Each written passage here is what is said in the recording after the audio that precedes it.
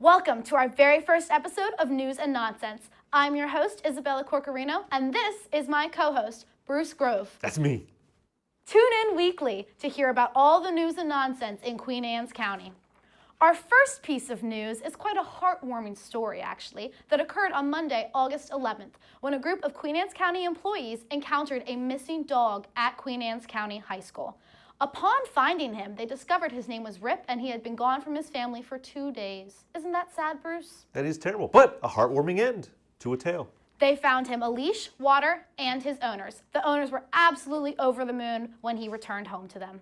Bruce, what do you got for us? Look at them, they got smiles on their face. Nothing, not ready at all for that. I didn't want to have the awkward silence again of like waiting for you to start talking, so I handed it over. Well, Isabella, we got tons of news in the county. In fact, we want to highlight something very special that happened on August 9th, where we got to film the dedication to Mowbray Park to Sergeant Wallace Mowbray. And if you don't know the tale, it's a very sad tale of what happened over 50 years ago. But we had a chance now to re-honor him with this new dedication, a new statue. And Stevensville was glad to honor Sergeant Wallace Johnson Mowbray of Maryland State Police. So the Parks and Recreation Director, Steve Chanley, welcomed guests, presented the Mowbray family with the original memorial plaque, and remarks were given by Commissioner Chris Corcarino, father of Gugu, former Commissioner and Delegate Wheeler Baker, and Sergeant Mowbray's daughter, Robin. So it was a wonderful day. It was a great day to be out. If you wanted to visit the park, you can still go now and see the dedication. You can see the statue that they now have. And if you want to watch the dedication, you can go to QACTV.com or visit us on YouTube and watch the entire ceremony as it was that day. But another thing you won't regret is attending Save the Day escape rooms in Stevensville. What an amazing experience that we've gotten to have twice as QACTV, so you can go watch our videos about the amazing time we had. We kind of introduced their escape room, we introduced their new party room, but we really want to highlight that they have a new escape room that you can try after the Mask of the Red Death, one of the greatest stories I've ever read. So now you can go relive that story while you try to escape the room. And from what I hear, Sister of Gugu might not be able to handle this one. Right, Sister of Gugu? That is right. I do not like escape rooms. They never end well in the movies. Well, you just gotta work on how to get out, Isabel. That's part of the charm of the room. You gotta work at it. Maybe you need math. I know you love math. A little bit of, right, English, math. Your two strong suits. Math is not my strong suit. But, you know, with all that amazing news we have in the county, people will post little things that motivate them and make them happy throughout the day. Like Sadie found 2 daisies in her garden with a singular strand of spiderweb between the two of them. No fanfare required. It was just holding steady.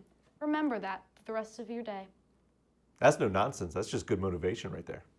You know, Bruce, when I was younger, kids would always go to the Renaissance Fair and they'd get these cool little like animal things that you clip on your shoulder and then walk around school with a bird on their arm. I never had one. I never went to the Renaissance Fair. But wouldn't it be awesome if the Renaissance Fair was coming to us? It would be awesome if the Renaissance Fair was coming to us. The cool thing about the Renaissance Fair and those dragons that I think you were talking about, did you say birds? I did say birds. Did you mean dragon? Some of them were birds. Some of them were birds. Some of them were birds. Well, if you like the Renaissance Festival or the Renaissance Fair, you'll know that the Maryland Renaissance Festival is sold out for the year.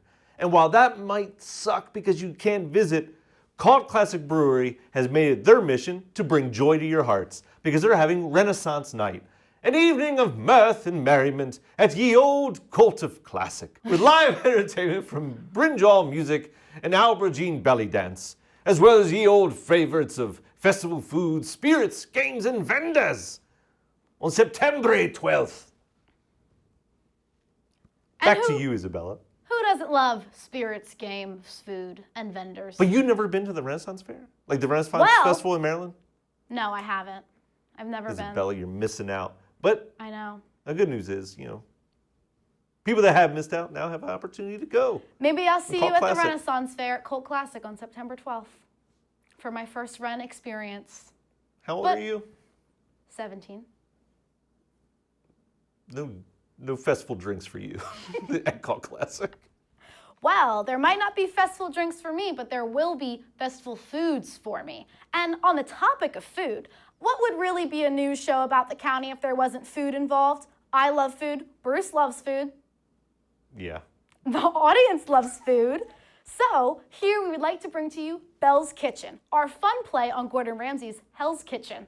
Here we will be reviewing a food from the county once a week. I love Carini's Pizza. It's a great place down Route 8, and on Fridays equals pizza. But good thing they have pizza on Mondays and every other night of the week. So head down to Carini's and get a box of pizza for you and your family. Isabella, you had me worried. You had me worried. Tomorrow's Saturday. I was going to go to Carini's, but thankfully, pizza every day at Carini's. It is such a relief, truly, such a relief. You know, we've had fun today. We've had news. We've had nonsense. But we can't leave the people of Queen Anne's County without giving them some wisdom. So we wanted to share our quote of the day. Quote, "All French bulldogs are born through C-section. Their heads are too big." Brought to you by our very own Big Dog Haas. Thank you, Mushy. Mushy, did you know you were going to be a part of the show today? Because you just wanted to bring up your knowledge of French bulldogs. We did do some fact checking. Yep. And we Google found out confirmed. that Google did confirm that maybe not all French bulldogs are But born through enough. C-section, but they do have big heads. So enough. Yeah, they do say you should just plan for a C-section for the safety of the dog. So if you have a French bulldog who is expecting, make sure to schedule your C-section. I'm your host, Isabella Corcarino.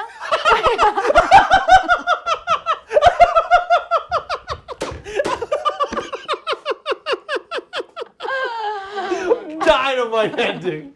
Dynamite. Wait, was that good or were we laughing? It's just so funny. Make sure you get a C-section. I've been your host. Just straight up into it. Gone and end it. People of Queen Anne's County. Okay.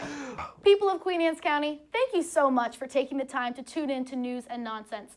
We'll see you here again next week. And remember, if you have any news or nonsense, don't be scared to reach out.